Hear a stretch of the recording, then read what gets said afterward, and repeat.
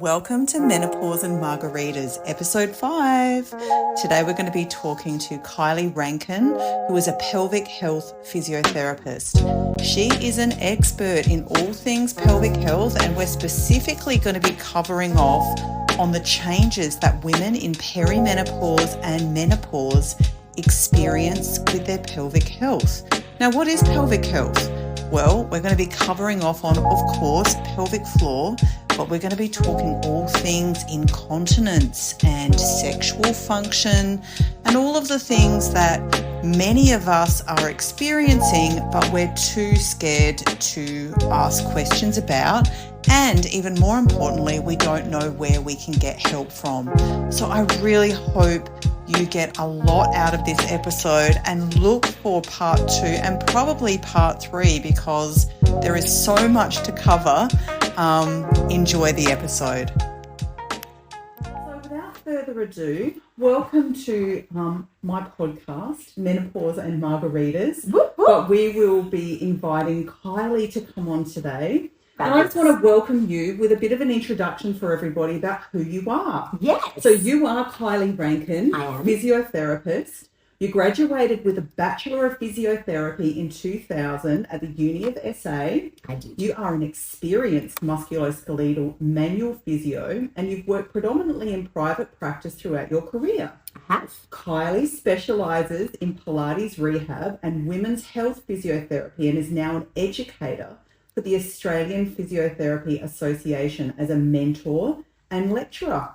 You work closely with a number of GPs, urologists, gynecologists and obstetricians. I should get an award for properly pronouncing all of those names to aid in the treatment of women during all stages of life, especially during adolescence, antenatal, postnatal, then our demographic, peri, postmenopausal periods, as well as assisting to treat pelvic pain, endometriosis, which I've had my whole life, overactive and underactive pelvic floor muscles, which I'm really excited about talking about today, incontinence, pelvic organ prolapse. These are all peri and meno issues, and a wide range of women's, men's and pelvic health issues. What don't you help with? That must be a very short list.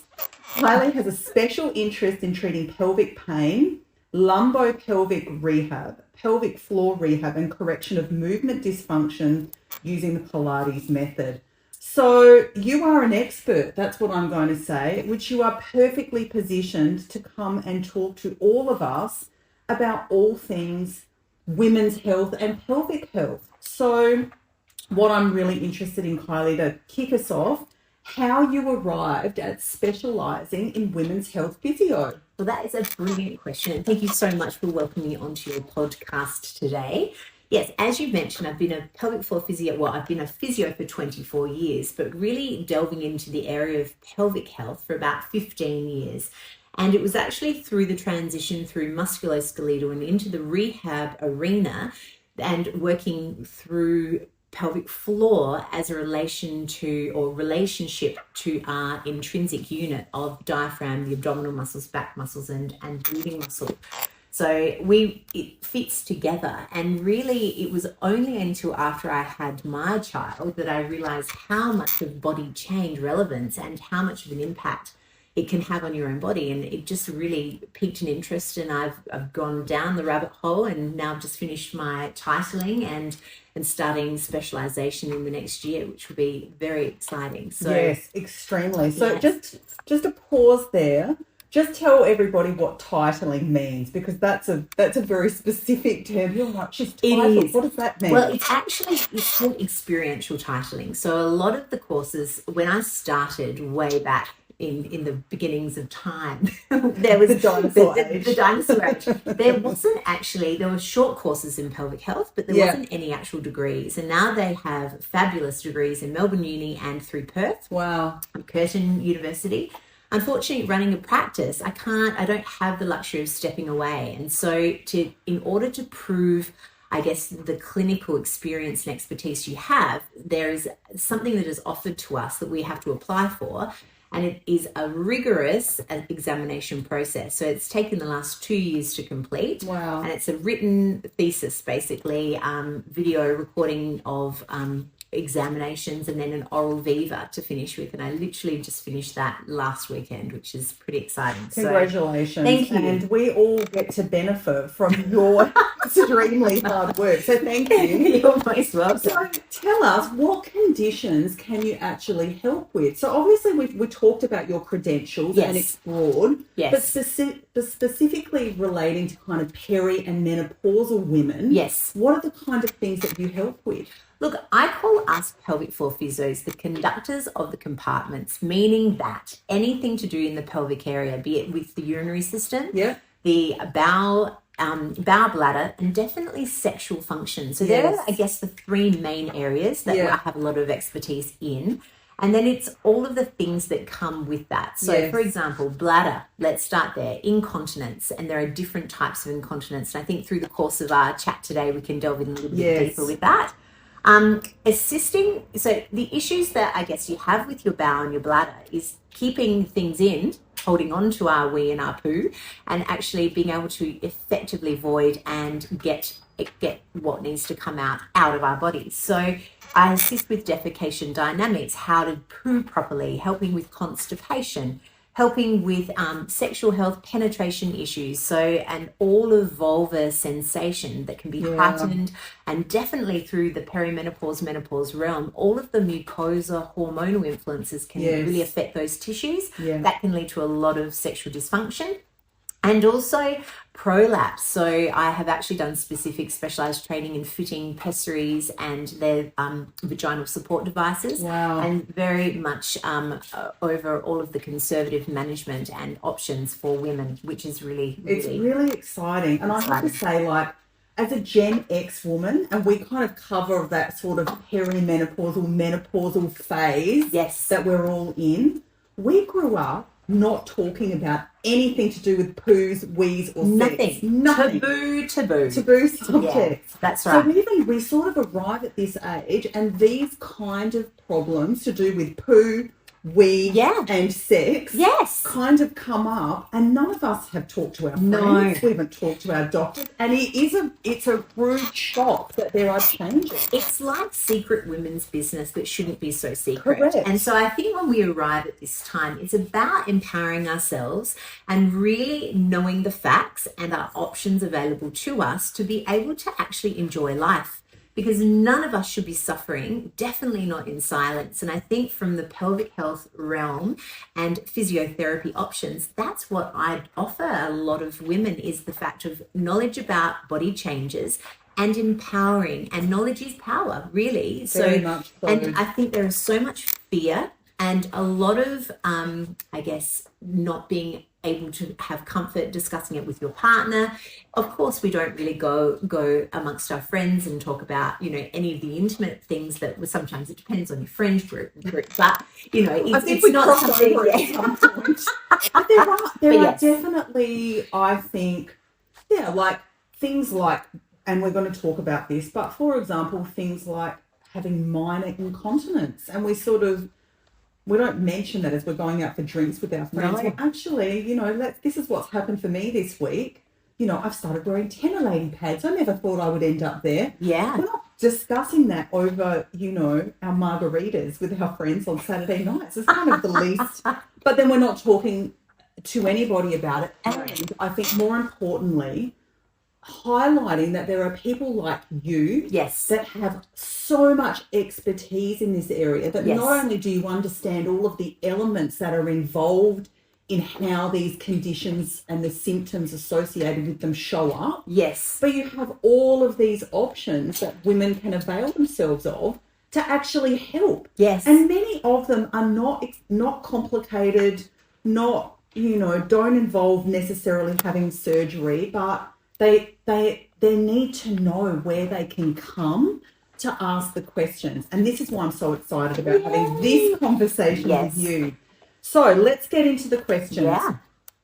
First question: how common are pelvic health issues amongst women in perimenopause and menopause? This is a great question, Beck, and I have some stats, and they're quite significant, really. So did you know urinary incontinence, 50% of women in this phase are experiencing some form of leakage? And that can be life altering and really impacting on quality of health Yes. and quality of life. Pelvic organ prolapse, that's where you have the descent of organs into the vaginal cavity, and it can be your bladder prolapsing or your bowel or even the central apical compartment of the uterus. 3 to 6% of perimenopause or menopausal women can undergo pelvic or suffer from pelvic organ prolapse.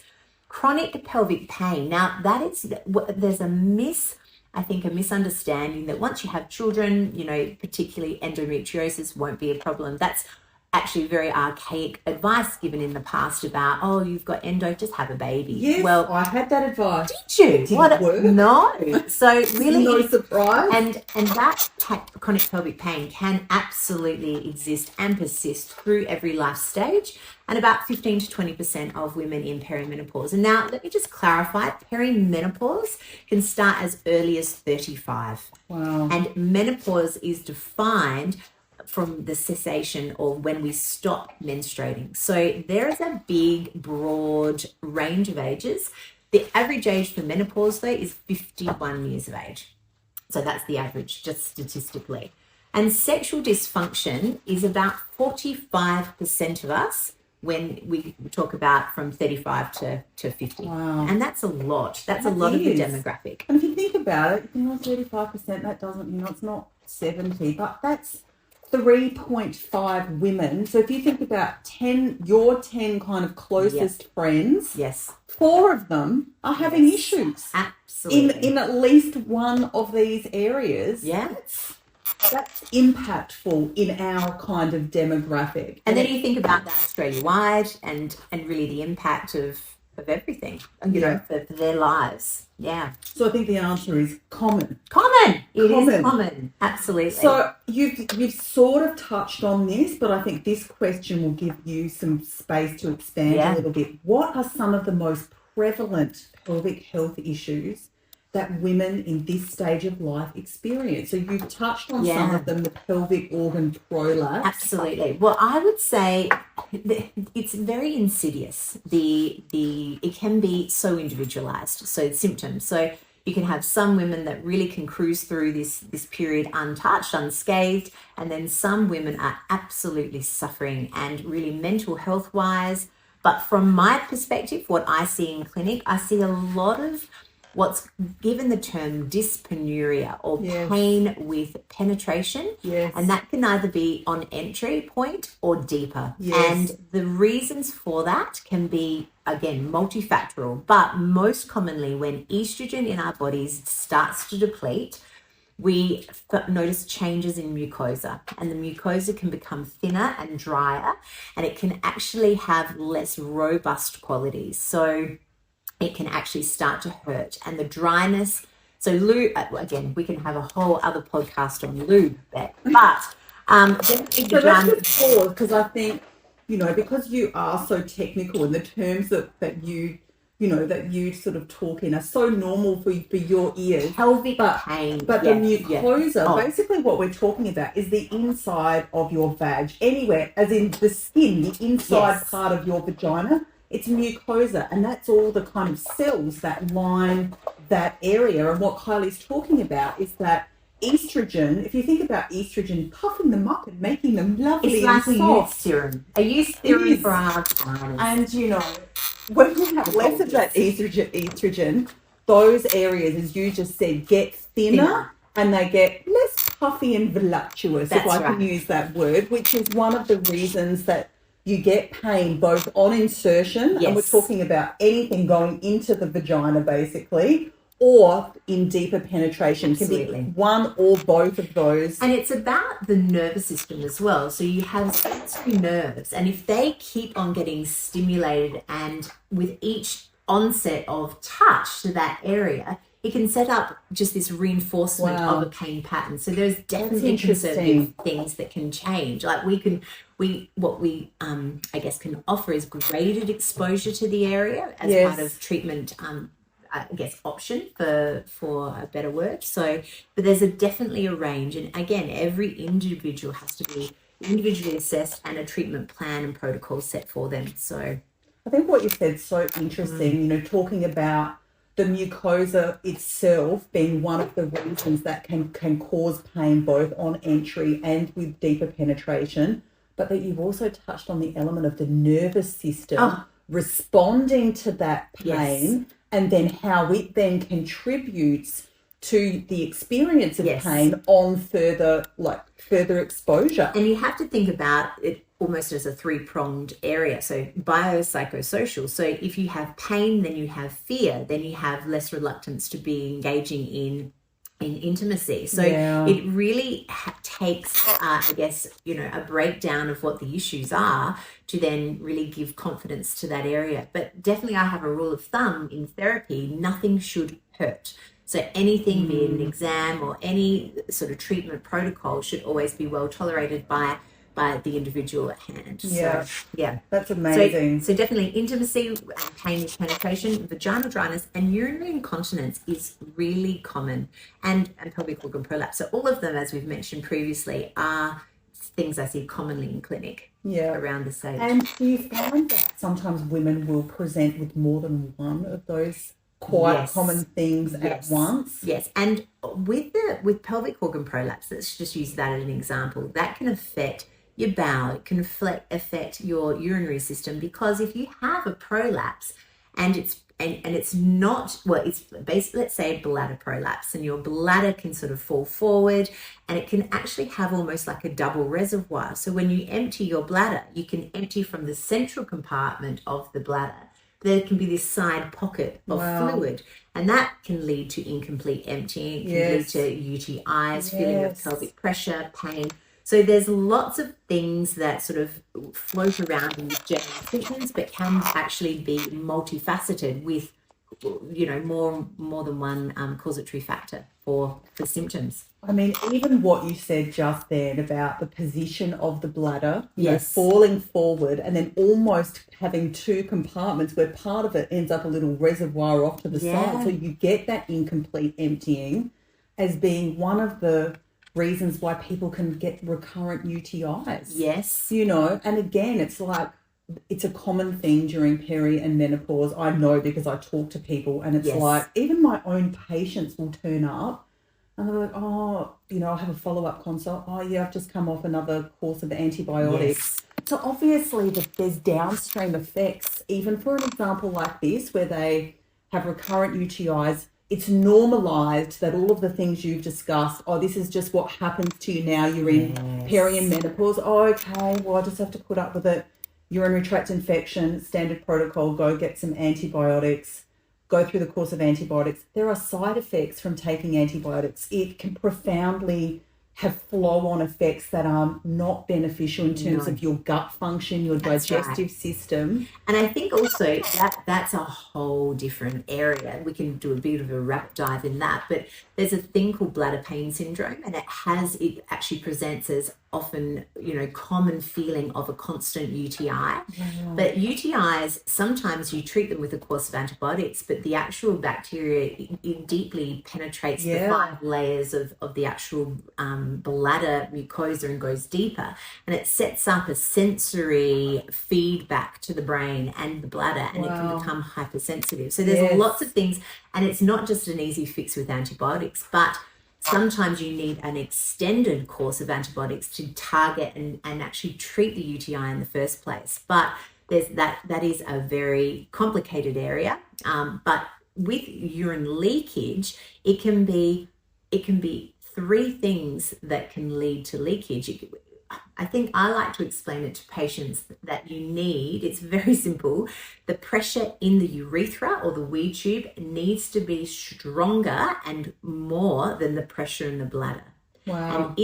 And with perimenopause and menopause, not only does it affect the vaginal mucosa, but it has a direct effect on the urethra or the wee tube. And when we are young and in our 20s and 30s, we don't realize how good we have it with nice plump blood vessels and a lot of stickiness in the actual urethra wee tube. And as we deplete in estrogen, what happens is we lose the mucus and the tube. Do you know when you wash a snap lock bag? Yes. And when you wash a snap lock bag and it actually has that, you try and open it and it sticks together. Yes. That is the mechanism that wee tube can stay closed. Yes, wow. When we're older and as we are just rocking life, sometimes that glad bag doesn't stay so closed and it becomes open, and then the bladder neck can sort of peel apart, and it's called bladder neck funneling. So that's one thing. So the intrinsic factors of the urethra can cause leakage because there's less stickiness of the wee tube.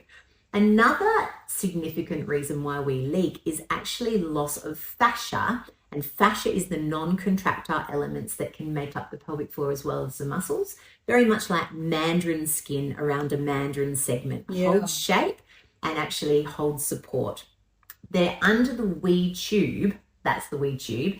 There's a nice network of fascia that holds the wee tube stable and lifts the bladder up nice and high. Where the bladder is, the pelvic floor in a nice high position, the pelvic floor when it contracts can squish exactly at the right spot of the urethra. Wow. After babies, and if we have had traumatic delivery or if there's any fascial change, oftentimes the bladder sits lower. When the pelvic floor activates or contracts, it misses the mark, and the squeezing, closing pressure on the urethra is less. Yeah. So we have internal, sphincter deficit, fascia deficit, and then pelvic floor muscle weakness as well. So it's there not just ladies. So that's what's so important, to be able to actually go and see someone you trust, like a pelvic health physio, to get a proper diagnosis, so then we can actually really be specific with the treatment. Yeah, and I think these are conversations that you're very unlikely to have with your GP, and this is where, understanding what a pelvic health physio actually does. I've just given you an amazing gift, ladies, because the cycle that most people will go on, particularly if the GP is our first port of call. Yes. And I'm not saying that's not the right approach to go and ensure that you have a conversation, especially if you do need a referral, but that often your role is completely skipped in the process. So they'll go from GP to, urologist or a specialist process without having sought treatment, because really by the time you get there, you're talking about surgical interventions to correct problems, as opposed to what someone like you will offer in support and solution. I think a multidisciplinary team approach is vital. And I think that, as far as my scope of practice, we deal very much with muscles, organs, fascia, nerves. Hormone advice, we can definitely, detail and explain the roles of hormones in the body, but it does require GPs to be the prescriber, or gynecologists to be the prescribers of hormone therapy. Yes. But it is that MDT, multidisciplinary team, and I deal commonly, and I love the fact in Adelaide, and we've got a really good network of amazing GPs, urologists, colorectal surgeons, gynaes, and obstetricians that we do respect, and we have that ability to liaise and to support and really bring, that I guess reinforced environment and supportive environment to the patient. Yeah, so you just have to, I think definitely what we can do is as advise, and I think good GPs, and thankfully more and more awareness as to the role of pelvic health physio is coming more into the fore, and I think it is definitely improving the care of patients as a whole. Yeah, I think conversations like this are so important, because what they do is, when women understand what each person's job is, that enables them to have conversations about, where do I need to go to get the support that I need. And often they're not even aware of someone like you with your level of expertise and training, and also understanding that you form part of that role of being able to assess and treat those conditions, but that also you will be able to determine whether a further referral is required. If you've provided a treatment protocol and it's not progressing in the manner in which you think it should, then you're able to send back to the GP or, and then have them refer on for further consultation or diagnosis. but that actually it's still a very safe place for women to come Yes. to even have a first conversation with you, that they don't need to go to their That's GPs right. as a referral source. They can book in here. Yeah, so we are a primary practitioners. That means that you don't need a doctor's referral. We actually see, though, a lot of patients that require assistance, so like government assistance. So EPC, or enhanced primary care plans, can be sought through the GP, and they're Medicare rebated. Oh, and so they're wow. much more affordable for accessing pelvic health. And it's a great resource as That's well. amazing. So, I didn't actually know that. And Yes. again, a lot of people wouldn't realise that that's an option as well. If they're concerned about the cost, maybe they don't have private health insurance. That's right. But there are options. They can go to their GP to get a referral, but they also can present here and book directly in with you, someone like you, to have that initial assessment and conversation. Yes. And you are still able to then, if you need to refer, correct, if you need to refer them back to the GP, you can do that and have that whole process go on. And again, these conversations are so important because people don't know how things work, particularly if they've never sought treatment before. That's right. The whole concept of where to go and who does what is completely foreign to them. So the more they get that it's their choice, the more they can go, oh, well, it's safe for me to call up and book directly in and have conversations. Oh, so physios are primary carers. I can go there first and have conversations about the fact that I've been wetting my pants for the last 12 months and should let somebody know. We can help. We can help. Well, actually, you've already answered this question. So the next question is, what specific challenges do women over 40 face regarding urinary incontinence, and how do you address these issues using physiotherapy? So I think you've discussed what it is, but we haven't touched on the kind of support that you're able to provide. Well, it depends on how a person is presenting, because as we mentioned, that there's incontinence, bladder and bowel. With bladder specifically, there's stress urinary incontinence, which means that there's the release and leaking of urine in regards to intra-abdominal pressure. So it's the pressure that's created when we cough, when we sneeze, when we laugh, when we jump, particularly, trampoline. So, we go to bounce and then holy moly, we didn't realise that was an issue. We don't get on the trampoline anymore. We don't do that. That's right. So that is actually that mechanism of a loss of pressure in the urethra, and it's usually that imbalance between the bladder, just sort of creating more pressure than what the urethra can have. And oftentimes it is that fascial support deficit. So with stress incontinence, what we can do conservatively is pelvic floor muscle training. We know that that's grade 1 evidence-based for 12 weeks of pelvic floor muscle training can really significantly reduce the issues with leakage.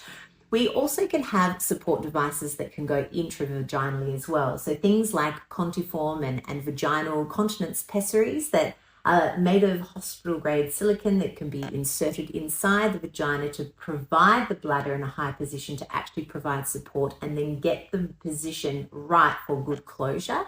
So that's sort of some of the things for... So is that something that you do here in the clinic? Absolutely. So tell me a little bit more, because I'm intrigued about how you would put this device in. Like, does it stay in? Is it just in during treatment? Well, there are different devices. So one is called a Contiform. It's like a cone type. You know what? Next chat we're going to have lots of my little Do we get the stuff? So we have, it's a device that you can actually buy. You can order online. It is devised for self-fitting, so you don't necessarily need a physio to fit it. But I would advise you to have that support and that discussion with someone and have them supervise whilst fitting. And this is to make sure it goes in the right way. So, you can't really go wrong with a Contiform because it's very much like a tube like a tampon. You sort of, it collapses, it goes in, and it supports the bladder neck. So it has to sit just above the pubic bone and where the bladder sits, and it just holds that pressure in the right spot to then allow that occlusion of the pelvic floor muscles and the abdominal muscles to get a good pinching of the urethra. So do you only put that in while you're doing your actual exercises? And again, I equate pessary use and contriform use very much like an ankle brace. Yes. So you would wear it for sport, or glasses, you wear it for driving, but if you're going to be home on the couch, you don't necessarily need it. There is if you say, we mentioned before, if there was a combination of saying pelvic organ prolapse and stress incontinence, or you can actually have a pessary, pelvic organ pessary device with a knob on it that can actually help to support the bladder base as well. So you can have that, and that can stay in. With ring pessaries, they can stay in up to a week. And then you take them out, wash them, and then use some vaginal estrogen. Oftentimes we advise using vaginal estrogen if you are going to use a vaginal support pessary, and then you can pop them back in the next day, because sometimes it's a hassle to take them in and put them out. It depends on the person. It depends on what they're needing it for. Other support pessaries, not so much with continence, but for prolapse, there can be a cube shape or they can be like a donut shape. They need to be removed every day because they rely on suction, and that suction can almost cause a sort of a deterioration effect on that mucosa, almost like a hickey. So, and really there can be complications that can occur, but really they are very safe. And in that conservative realm of management, it's life-changing for women. I am so excited by this conversation because I'm learning so many things. I like to know things and I like to learn things. But the truth is, if I just think about the women in my own world, in my age group, they're well educated, they take care of their health. All of them would have something going on, I would say, in the pelvic health department. Yeah. And I did not know about the two things that you just told me as being as an option for management of this. We all sort of think, we'll get told to do the pelvic floor exercises, or maybe we'll come in and have, pelvic floor contraction under ultrasound, or we'll be told to do some Pilates, but actually the level of precision and it has to be targeted. Is so much more specific, and the options available to support women are so much broader than they were maybe 20 years ago. And the level of expertise to have all of these different options, it's just so good, and I want women to know about it. And to have the confidence to be able to come in and have these conversations. So maybe the first port of call is with your friends. Have a chat. It's like suddenly someone gets a breast check or something happens and they're like, everyone's going to go get a breast check. Well, we can now be starting to share about our pelvic, support things that we're doing, our pelvic health, so that we can actually go and get the help and normalize it for other people. That's right. You hit the nail on the head there, that normalizing. And I think the education for us should start really my daughter's age. She's going to be 14, and letting them know about body confidence and self-touch and self-exploration, and really letting go of all of the taboos of society. And it's that empowerment. And even, I have some women coming into the clinic that just don't even feel comfortable touching themselves because it has been such an issue and an area of shame. And that really, we need to let go of that. And as we go into the future, just to let women know it is safe. There's nothing wrong with body changes. It's just about creating a solution, and things can and really you don't improve. have to put up with it. No, you don't. I think this generation of women are still a bit of a hangover of we just sort of suck it up and keep going. It is a bit of a, and it was definitely our parents and grandparents' generation that were very much, you do not discuss it. You do not discuss it. Don't discuss get on anything ever. Yeah. And our generation, I do feel like it is the suck it up and keep going. Particularly the women, we put up with things that we don't need to put up with. And there actually is help. That's what's so amazing. It is quite funny. Talking about normalizing, talking about all the body things with our kids. I just because I am now right on the back end of perimenopause. I haven't quite crossed over. I had my period today. Our friend. And I told my 11-year-old yesterday as I was driving home, because I had yelled at her the night before, and I apologise. I think this is probably why I did just get my period today. I said, but I'm nearly finished my periods. And then I was like, after 40 years. And I said, and you're just about to start. Yeah. And she was like, and I'm going to have them for 40 years. I'm like, Yes.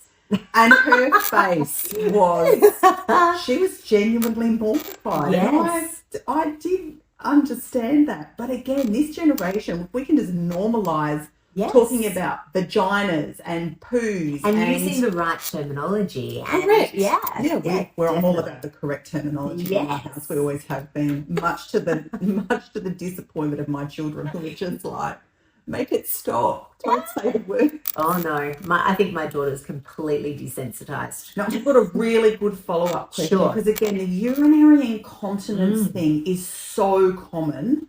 I think it's even more common than the stats, to be honest, just based on the number. 1 in 3. And that is actually through the life cycle. So from adolescence and pre-beyond. I mean, there's pediatric incontinence, but then through, I would say, from adolescence onwards, 1 in 3. It's just, even amongst, the women in my space, if you create a safe space to just talk about it, people are like, oh, yeah, that's happening to me too. Yeah. And I'm like, it's estrogen. Everything's estrogen. It is. So it is. Based on that, I know many women who have urinary incontinence. They don't even realise, because a little bit of wee coming out has now been normalised. Like, oh, that's just normal now. This is just how it is. You just wear, one of your little pads and you sort of keep going. What do you actually classify as urinary incontinence that should be assessed and treated? Well, leakage is not normal. So you again, spot on. You should not be putting up with leakage. So you should have any amount. Of any amount. So I think really, as we mentioned before, it can be a bladder issue, sphincter issue, or fascia issue, and pelvic floor issue. So all of those, I think, with assessment and treatment, this is also really important to know. There are different options of assessment.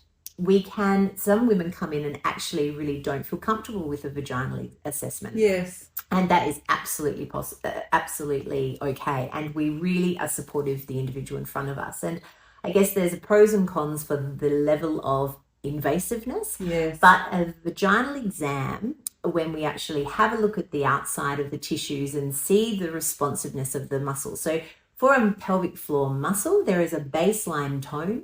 Then there's the ability of the muscle to contract, and there's also the ability of the muscle to distend. Yes. And a functioning, healthy pelvic floor should be able to do all three. Have a good level, normal tone, normalized tone, be able to contract and be able to distend. And I think with incontinence, there may be a mismatch of the coordination. So as we know from both being trainers and also in the fitness industry, that you need to have adequate endurance, and also coordination, or getting the timing or closure. And there's a thing in the pelvic floor world called the knack. And the knack is about the pre-contraction or closing your holes. And we can go into a bit more specifics, but basically there is a nice, space between the vagina and the anus, and it's called the hiatus. And the pelvic floor muscles go around those spaces, and we need the spaces to be small and to also have that pressure on the urethra before intra-abdominal pressure hits. So we can train the coordination of the pre-contraction before we cough, before we sneeze, before we lift, and that's actually going to help to improve that stress incontinence. So we can, all of that can be done and assessed in clinic. Did you hear that, ladies? The knack. Get napping. You need the knack, and no amount of leakage is normal. No amount. And the sooner you go and get that assessed and treated, you can just get over it. Because invariably, anything that you're not attending to is going to get worse. Correct. It's not going to spontaneously get better. No. So we're going to start going to get assessed and treated. Yes. That's what we're now going to do. We've got so many questions. There's actually no way we're going to get through 17 questions today. So, which one do I really... Do one more. I've got one. More. This one's really good. I want to really myth bust pelvic floor exercises. Because this is a big one, Yeah. right? Like, again, I am from the fitness industry. And there are so many people with so many different opinions about how to do pelvic floor exercises, how often you should do them, what you've just touched on, this sort of idea of the pre-contraction before coughing or sneezing. There are so many diverse views. I would love to hear your views about keeping your pelvic floor healthy and how to do that in relation to, like, what's normal for exercising it. That is such a good question. So we know through research, and I think the area of pelvic health and particularly incontinence and women's health, there is so much evidence, and as a profession we're very evidence-based. So we know there's been lots of studies out there, and we, as I said to you before, we have level 1 grade A evidence for the efficacy of pelvic floor muscle training. And really what we want, our first goal would be to have about 10 to 12 seconds sustained hold and about 10 seconds or 10 second to 10 to 12 second hold and 10 repetitions. That will address the endurance and the strength. We need the ability of quick lifts to actually target the fast quick fibers and also the coordination. So the fast or the quick lifts is also targeting coordination.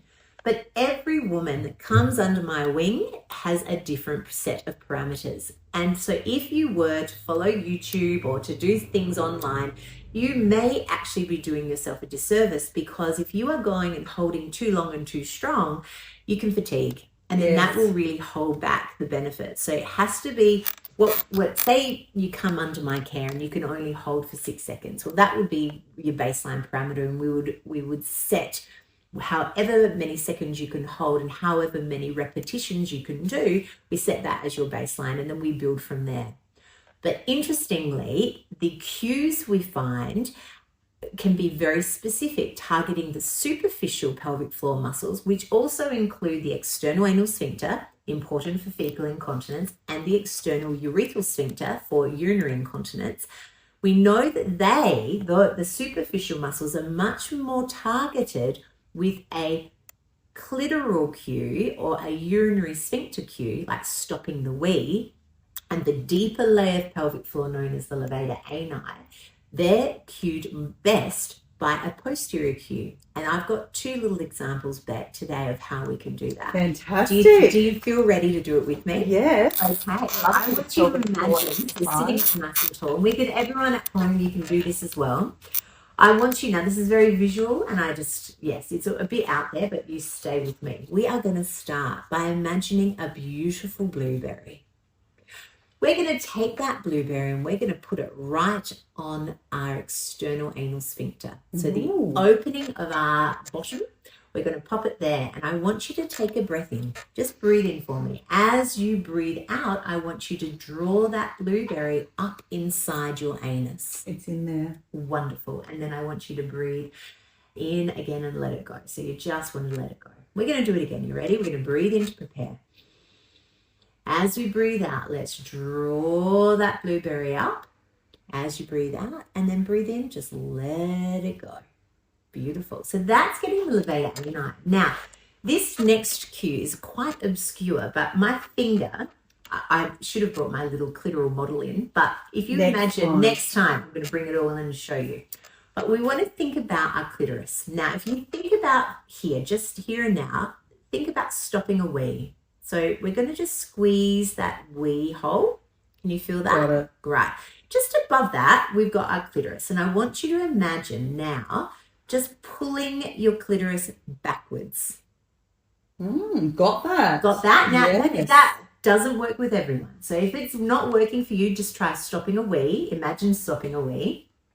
Or you could nod your clitoris. Yes, love that. I'm adding that to my yoga class yes. this week, ladies. So we're going to nod the clitoris. We're going to suck the blueberry. Now, let's try to put the 2 together, okay? We're going to take a breath in. As we breathe out, let's draw the blueberry I've and got the nod blueberry. and nod that clitoris. Oh, it's not. Oh, yes, and let it go. Now, team out there, why we do that on the out breath initially was that ultimately we want the pelvic floor muscles just to be spontaneous and move with breath. But sometimes when we actually breathe, we have our diaphragm. When we breathe in, the diaphragm depresses down and it creates increased pressure into the pelvic cavity. When we breathe out, it pops back up again. So that's what we're trying to do, is when we contract the pelvic floor, we need enough space in the pelvic cavity to pop up into. So that's why we do it on the out breath. Wow. Simple, fun fact. Love it.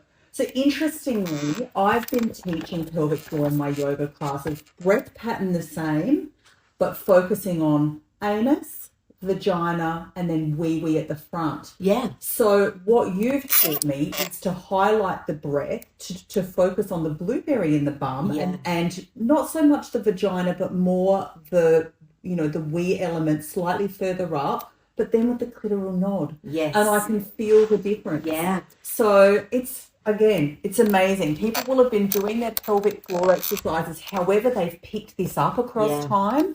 There's no right or wrong. Do you know, really it is about how it's being facilitated, and that can only really truly be felt on an individual pelvic floor assessment. Yes. So, and to palpate what the muscle is doing, how it's moving, what the tone is like, what the symmetry is like. So it does give us a lot of information to then really be so effective with intervention. Yeah. There is another cue that can be quite effective. And again, you think of a tissue box and you have a tissue out of the tissue box, and your vagina now has just transformed into an octopus. And you're going to use your octopus vagina. Do you like our faces while we're doing this? You can breathe in. And again, on that out breath, you're going to pull the tissue out of the tissue box. Oh, yes. I've got it. And nod your clitoris and suck your blueberries. So I've got it all. Varieties tissues, blueberries. of all sorts.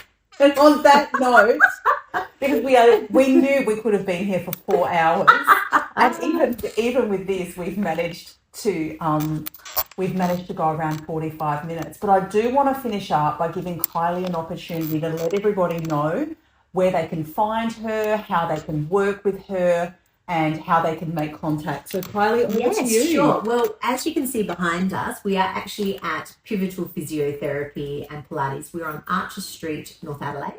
So I work 6 days a week here, and we actually are in the links below. We are having a pelvic health seminar actually in August, and we are going to be talking again more in depth about all things pelvic health and women's health, and particularly that seminar. So that will be on in the next couple of weeks, and you can actually book online or through sticky tickets as well. But yes, you can contact me at Pivotal. And we can also put my Linktree details in the comments below. So thank you so much for the opportunity. I will, depending on when this podcast gets published, I will put all of those links in the podcast show notes as well.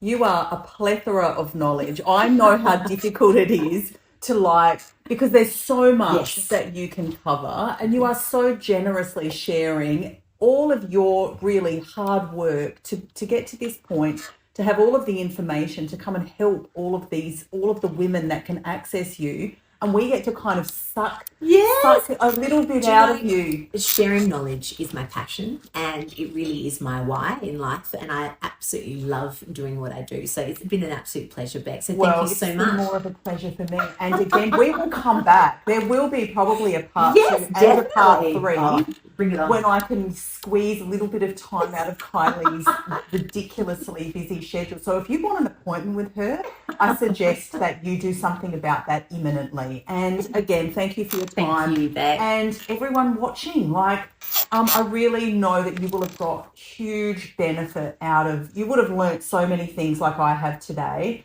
but also that you can go and get help. And that's the most important thing. Absolutely. These things are not normal. And if you're not sure, call up and book an appointment. See you later.